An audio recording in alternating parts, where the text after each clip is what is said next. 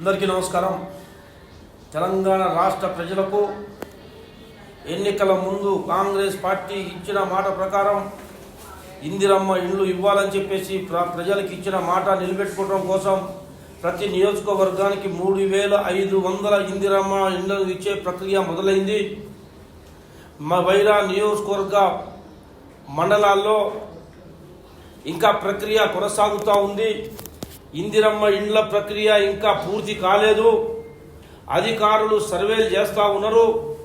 ఎక్కడ అనాయత్తు పొరపాటు జరిగినా కూడా సహించే ప్రసక్తే లేదు. 100కు 100% రేకులు వేసుకున్న వాళ్ళకి, గుడిసెలు వేసుకున్న వాళ్ళకి, స్థలాలు ఉండి ఇళ్ళు లేని వాళ్ళకి, భర్తలు లేని వాళ్ళకి, వికలాంగులకు ఇచ్చే కార్యక్రమం ఒక్కడ కూడా పొరపాటు జరగకుండా పెద్ద ఎత్తున పారదర్శకంగా జరగాలని చెప్పేసి రాష్ట్ర ప్రభుత్వం, వైరా నియోజకవర్గ ఎమ్మెల్యేగా నేను దీన్ని భావిస్తూ కార్యక్రమం చేపడుతూ ఉన్నాం.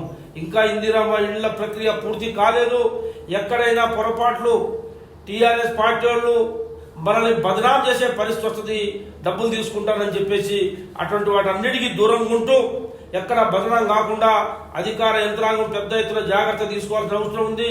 పార్టీ నాయకులు కూడా ఎక్కడ కూడా పొరపాటు జరగనీయకుండా చూసుకోవాల్సిన అవసరం ఉందని చెప్పేసి, ఎక్కడ పొరపాటు జరిగితే ఏ స్థాయిలో పొరపాటు జరిగినా ఎవరిని కూడా ఉపేక్షించేది లేదని చెప్పి చాలా స్పష్టంగా తెలియజేస్తా ఉన్నాం.